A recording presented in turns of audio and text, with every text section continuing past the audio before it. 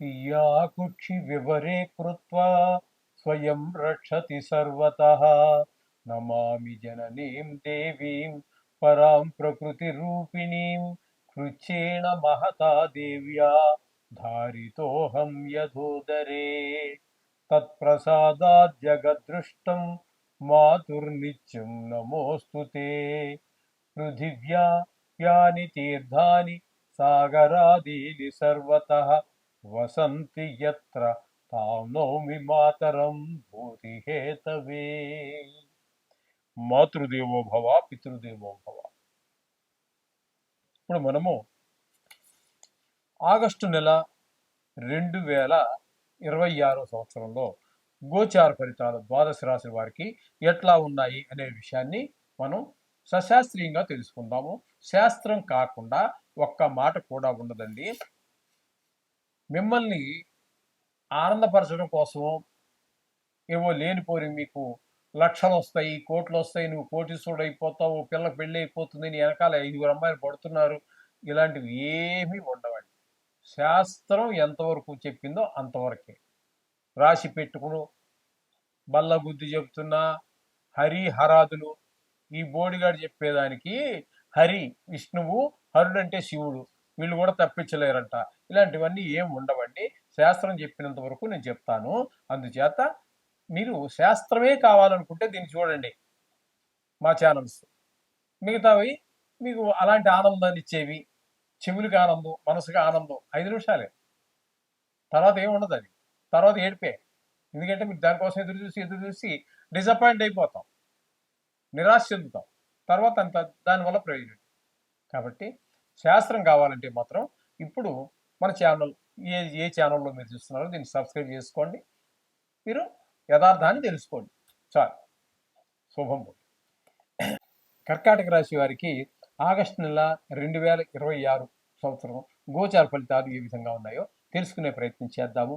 అందులో వచ్చేటువంటి లాభాలు, వచ్చేటువంటివి, మనకు అనుకూలంగా ఉన్న గ్రహాలు మరింత అనుకూలంగా ఎలా మార్చుకోవాలి, వ్యతిరేక ఫలితాలు ఇచ్చేటటువంటి వాటిని ఏ విధంగా ప్రసన్నం చేసుకుని వాటి యొక్క దుష్ప్రభావం నుంచి బయటపడాలి అనే విషయాన్ని కూడా మనం చెప్పుకుందాము. ఇక్కడ కర్కాటక రాశి వారికి రవి యొక్క సంచారం తీసుకున్నట్టయితే 17వ తారీఖు వరకు జన్మంలోను, తదుపరి 14వ తారీఖు వరకు 2వ స్థానం అయినటువంటి సింహంలోనూ సంచారం చేస్తున్నారు. ఇక్కడ మొత్తం మీద రవి జన్మంలో కానీ లేదా ద్వితీయ స్థానంలో కానీ పూర్తి వ్యతిరేక ఫలితాలే ఉన్నాయి. ధనానికి లోటు వచ్చేటువంటి అవకాశం ఉంటుంది. అలాగే కొంచెం కుటుంబంలో కూడా ఆహ్లాదకరమైన పరిస్థితి ఉండదు. జన్మంలో ఉన్నప్పుడు కొంచెం చెడు ఆలోచనల వైపు వాటికేసి మనసు మళ్ళేటటువంటి అవకాశం రవి వల్ల కలుగుతోంది. ఇకపోతే ఇదే కర్కాటక రాశిలో గురువు యొక్క సంచారం నెలంతా ఉంటుంది. ఈయన జన్మంలోనే గురు సంచారం అనేది కూడా అంత శుభ ఫలితాలు అయితే ఇవ్వదు. చెడు ఆలోచనల వైపు, చెడు ప్రవర్తన వైపు ఎక్కువగా మలుతూ ఉంటుంది. అయితే నైసర్గికంగా శుభగ్రహం కాబట్టి మిగతా గ్రహాలు అంటే నైసర్గికంగా దుష్టగ్రహాలు ఇచ్చినంత చెడు ప్రభావాన్ని చూపించడం నైసర్గిక శుభగ్రహం కాబట్టి. ఓకే, గురువు. ఇకపోతే బుధుని యొక్క సంచారం తీసుకుందాం. బుధుని యొక్క సంచారము వెనక రాశి అయినటువంటి ఈ మిథునంలో ఒక 5 రోజులు, వ్యయ స్థానంలో 5 రోజులు, ఇక్కడ జన్మంలో 26 రోజులు. ఈ 2 స్థానాలలోనూ కూడా ఆయన వ్యతిరేక ఫలితాలే ఇస్తాడు. జన్మంలో 26 రోజులు కూడా మనకి ఆయన చెడు ప్రవర్తన వైపు, వాటి వైపు అంతేగా తప్పితే మొత్తం నెల పూర్తిగా బుధుడు ప్రతికూలమైన ఫలితాలే ఇస్తూ ఉన్నాడు. ఇకపోతే రవి గురించి చెప్పుకున్నాము కదా. శుక్రగ్రహము ద్వితీయ స్థానంలో 2 రోజులు ఉంటారు. తదుపరి 29 రోజులు 3వ స్థానం అయినటువంటి కన్యలో ప్రవేశిస్తున్నారు.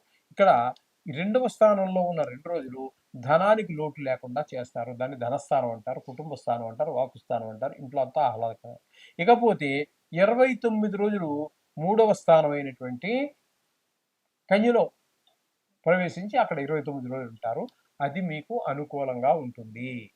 ఎవరి యొక్క ఏ సహాయ సహకారాలు అందినా, అలాగే లలిత కళలను జీవనాధారంగా చేసుకుని బతికేటటువంటి వారికి బాగుంటుంది. మంచి పేరు ప్రఖ్యాతులు వస్తాయి, ధర్మం లభిస్తుంది. మొత్తం నెల రోజులు కూడా ఆయన బాగున్నారు కాబట్టి ముఖ్యంగా లలిత కళలకు సంబంధించి సినిమా రంగంలో కానీ, ఈ టీవీ రంగంలో కానీ, ఇంకా పల్లెల్లోకి వెళితే రకరకాలైనటువంటి జానపద కళలు చాలా ఉన్నాయి. వాటిలో దేన్ని ఆధారంగా చేసుకొని జీవించేవారైనా, లేదా దాన్ని సరదా కోసం పోషించేవారైనా మంచి పేరు ప్రఖ్యాతులు రావటం, జీవనాధారం చేసుకున్న వారికి దానికి ఒక ఆదాయం రావటం, ఇట్లాంటివన్నీ కూడా ఉంటాయి. అలాగే షేర్ మార్కెట్‌లో కూడా పెట్టుబడి పెట్టేవారికి మంచి అవకాశంగానే చెప్పాలి ఈ శుక్రుని యొక్క సంచారం. ఇకపోతే అష్టమ స్థానంలో రాహు. అష్టమ స్థానంలో రాహు గ్రహ సంచారం అనేది, అష్టమ స్థానం అనేటువంటి ఆయుస్థానం. ఆయుస్థానంలో ఇటువంటి దుష్టగ్రహం ఉండటం అనేది కొంత ఇబ్బందికరమైనటువంటి పరిస్థితులు ఉంటూ ఉంటాయి. మనకి దూరపు బంధువులు కావచ్చు, లేదా బాగా మిత్రులు కావచ్చు, లేదా తెలిసిన వారు కావచ్చు, మొత్తం మీద ఏదో ఒక పెద్ద దుఃఖాన్ని అనుభవించవలసి, అంటే మాట దుఃఖాన్ని వినవలసి రావచ్చు మాట. కొంతమందికి హఠాత్తుగా ధన నష్టం జరుగుతూ ఉంటుంది. కొన్ని సందర్భాల్లో పరాభవాలు, అవమానాలు కూడా జరిగే అవకాశం మనకి ఈ అష్టమంలో రాహు గ్రహ సంచారం వల్ల కలుగుతోంది. ఇక భాగ్యస్థానంలో శని యొక్క సంచారం, ఇది కూడా అంత మంచిది కాదు. తండ్రి గారి ఆరోగ్య విషయంలో కానీ, లేదా గుళ్ళు గోపురాలు తిరిగి సంతోషంగా గడపాలి అనుకునే వారికి కానీ అంత మంచి ఫలితాలను ఇవ్వజాలడు శని భగవానుడు. ఇకపోతే కుజుడు ఏకాదశ స్థానమైనటువంటి వృషభంలో 2 రోజులు ఉంటారు. ఆ 2 రోజులు మాత్రం చాలా మంచి చేస్తాడు. తదుపరి ఆయన వ్యయ స్థానంలో ప్రవేశించి 29 రోజుల పాటు ఉంటారు. అది మాత్రం కుజుడు అనుకూలమైన ఫలితాలు ఇవ్వజాలడు. ధన వ్యయము, ధన నష్టము, కొంతమందికి కళత్ర నష్టము, కొంతమందికి దుర్మార్గులు ఉంటూ ఉంటారు. అటువంటి వారికి కారాగార శిక్ష పడే అవకాశం కూడా మనకి కుజుని వల్ల గోచరిస్తూ ఉంది. ఈ విధమైన ఫలితాలన్నీ కూడా మనం కర్కాటక రాశి వారికి సంభవించే అవకాశం ఉంది. కాబట్టి మనకి ఉపకారం చేసేటటువంటివి, మనకు ఉపయోగపడేటటువంటి గ్రహాలు ఈ జపం రోజు నవగ్రహ మంత్ర జపం చేసుకోవటం ద్వారా మరింత అనుకూలంగా, వ్యతిరేకంగా ఉన్నవి కూడా వాటి యొక్క ప్రభావం చాలా వరకు తగ్గి మీకు అనుకూలమైన ఫలితాలు రావడానికి అవకాశం ఉంటుంది. కాబట్టి ఆ విధంగా చేయండి. శుభం భూయాలు. ఎన్ని నిమిషాలు వచ్చింది అనేది? మరి 3 వచ్చిందా? చూసిస్తుంది అంటారు. అంచేత ఇక్కడ ఏళ్ళనాటి శని యొక్క ప్రభావం వీరి మీద, మేషరాశి మీద గట్టిగా పడుతోంది. కాబట్టి వీరికి వీలుంటే వీటికంటే ఇక్కడ చాలా కాలం ఉంటుంది ఆయన శని భగవానుడు అక్కడ ఇంచుమించుగా ఈ సంవత్సరం అంతా కూడా ఉండే పరిస్థితి ఉంది. కాబట్టి ఇలా మారుతారు, మారినప్పుడు చెప్తాము. కానీ వీరు మధ్యలో శని త్రయోదశి కానీ అట్లాంటివి ఏమైనా వస్తున్నట్టయితే ఆ శని భగవానుడికి సంబంధించిన తైలాభిషేకం కానీ అవన్నీ చేయించుకోవటం కానీ, ఆర్థిక పరిస్థితి బాగుంటే జపం చేయించుకోండి.